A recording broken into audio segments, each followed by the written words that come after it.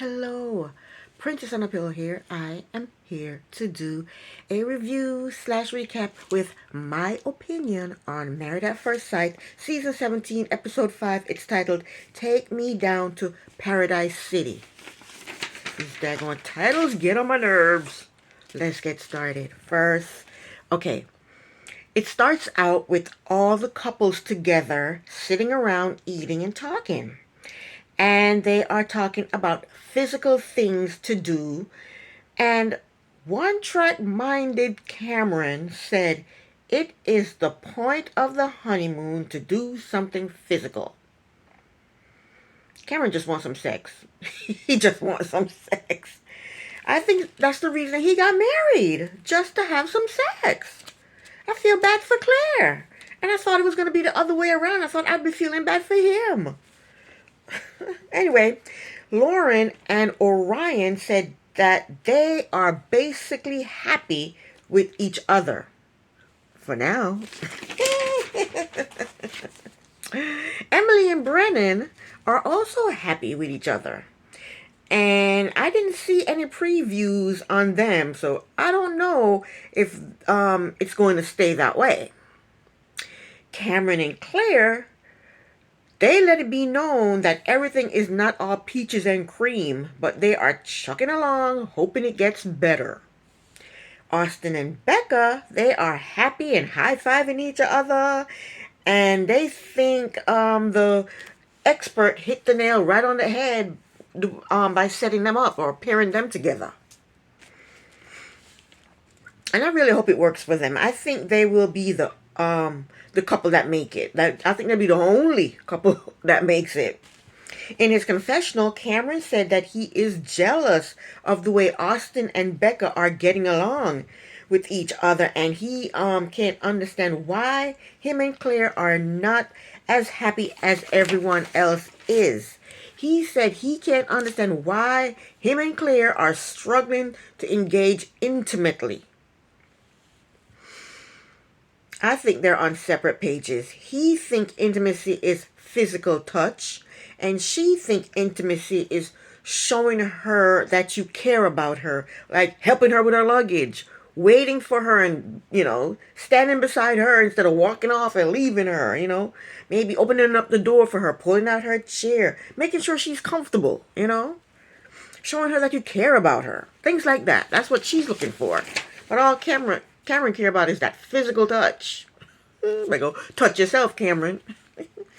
Next, Beckett and Austin, they are enjoying each other. They laugh. They talk about silly things. They seem very comfortable with each other. They talk about aliens, if they're real. And they both believe that aliens are real, and so do I. They talked about the things they like about each other. They then kiss and kiss and kiss and kiss. Oh, they went on a boat ride. And, they're sitting there talking. And they end up just kissing and kissing and kissing and kissing. Next, they go out to dinner and they talked about growing up and they talked about having kids. Next, Austin is in the pool. But Becca can't get in the pool. So I guess she can't get her stitches wet. I don't know. But Austin understands, and he's so sweet. He's a sweet guy. Next, they're on the beach on lounge chairs, and they're having a snack and a drink. And we find out that Becca does not drink, but Austin does. And Becca doesn't have a problem with that. And they talked about their exes. They talked about not being scared to die. Becca talked about her anxiety and how she got over it. So then they decided to go kayaking, and they went kayaking, and they seemed to have a great time together. Next, Emily and Brennan. So we find out that Emily fell and hurt her wrist in the bathroom after taking an almost naked shower with Brennan. She called it a PG-13 shower. I guess she had clothes on when they showered, or some clothes on when they showered. They are having breakfast, and she talks about how hard it is for her to stop working, and she is hungry to make money. Brennan doesn't mind that at all, but then we find out that Brennan wants to build wealth with his money, and Emily just wants to make money in order to spend it. So they're going to have to figure that one out, because while she is making money and spending it, and he's making money and saving it, that ain't gonna work. Next day, I went to a bar/restaurant and did several shots. Poor Brennan, after 2, he was ready to quit. But nope, he had to keep up with Emily. So he kept on having shots with her. They talked about partying in college. Emily did a lot of partying in college. Brennan didn't. But Brennan think they balance each other out. Brennan feels like Emily is not the type of person to judge him. I don't know what he's got hiding, but what do you think she's going to judge him about? And then they continue to drink more shots. Next, they go and sit on the beach, and they are talking about how happy they are with each other. Emily basically asked him if he is ready for sex. He told her that they are building up to it. In other words, no, Emily, he is not ready for sex. Relax. Emily should have been paired up with Cameron. Yeah. Next, it's Claire and Cameron. Claire and Cameron, they're a train wreck. She likes to wake up early and have breakfast, and he likes to sleep in. When he finally wake up and get dressed, she criticizes his outfit. And they make fun of him. And he's annoyed with that. He doesn't like that. In his confessional, he said they had a long talk about physical touch and intimacy, and he said he is even more confused because he still doesn't know what she wants. She wants you to show her that you care about her, Cameron. I guess it's rocket science for him. Next, they went paddleboarding, and they seemed to have a good time. Afterwards, they sit down for a chat and try to get to know each other better. And we find out that Claire is in her last semester for getting her master's degree. And I think she kind of put him down. She was criticizing his outfit before and making fun of his outfit. And now, when they're sitting down talking, she says to him, "So you fix bikes." Doesn't that get repetitive? That's what she said to him. But I thought he owned a bike shop.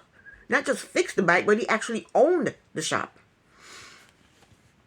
But because she's trying to diminish what he does, he gets defensive and sarcastic, and he says, "I didn't get a master's degree in fixing bikes." And then he says, "I'm like a surgeon. Do surgeons get bored? I guess surgeon operates on people. He operates on bikes." He said he's like a surgeon. Does surgeons get bored? But then she turned it around and told him that she respected what he does since he enjoys what he does so much. Next scene, they're out to dinner. They talked about going to therapy. Cameron thinks that therapy is good, but it's not something he would do because he says he doesn't need therapy. Claire doesn't agree. Cameron said he has no drive, and when things come to him, he just take it. I don't know how come they start talking about therapy and then they start talking about drive, but that's what they start talking about.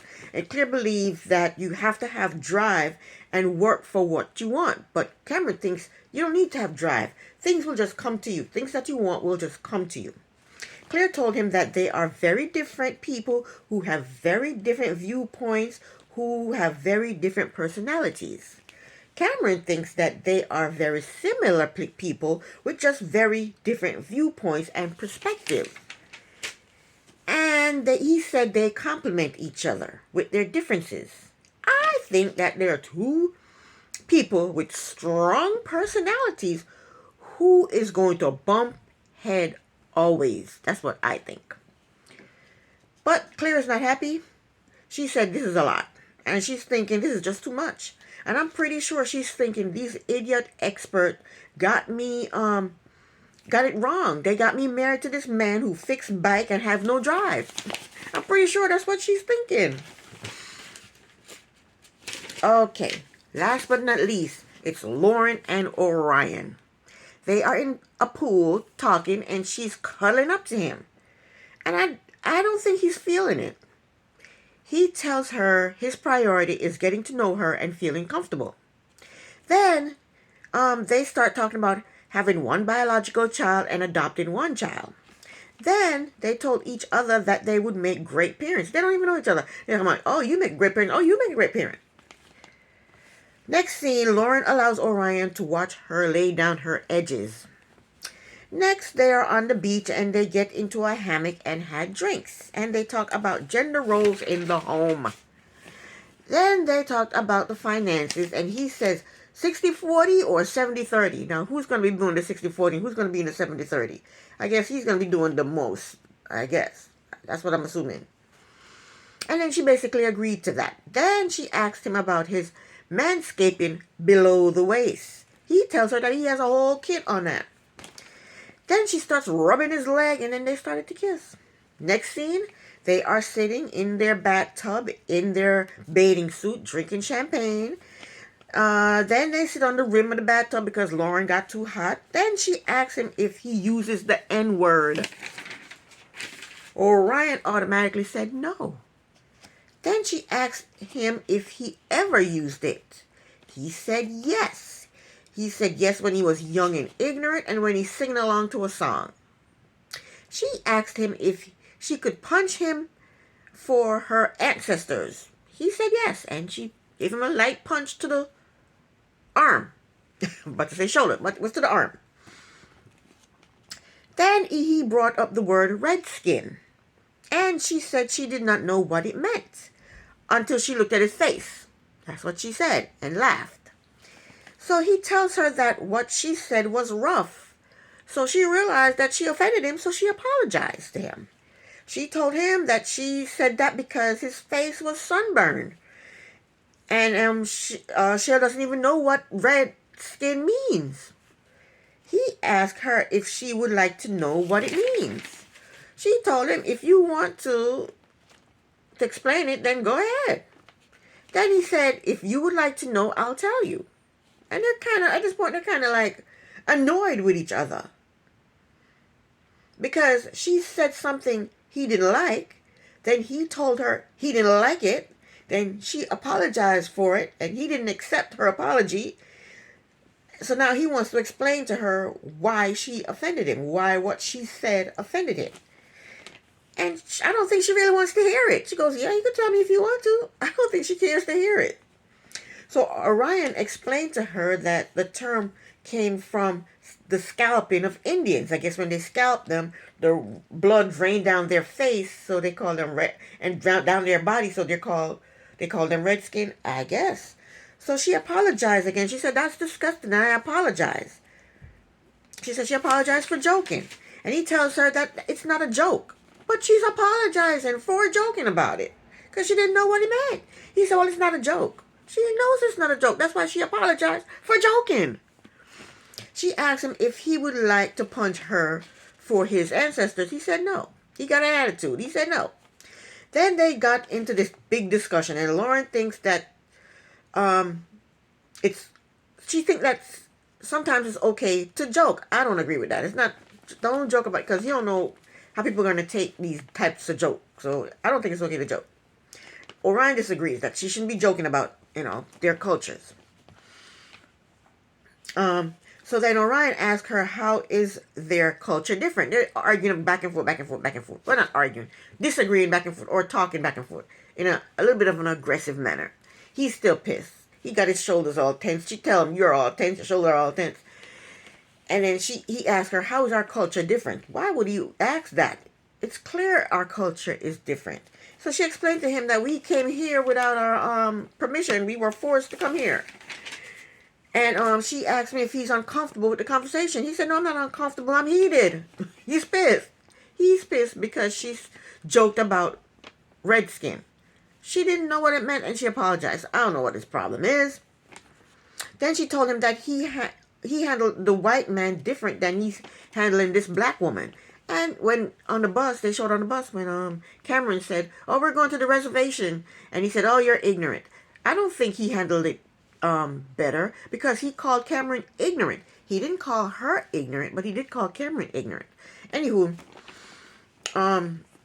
at this point, they are going back and forth, and I am bored with it. Because she apologized to him about 2-3 times, and she was not trying to offend him purposely. She just didn't know what it meant. He explained what it meant. She apologized again and said it was disgusting what happened. Them scalping Indians. Hell, she had no clue what it meant. So why is it so hard for him to accept her apology? And that was it. This is the end of my review. Thank you so very much for watching. Princess on a Pillow here. Bye.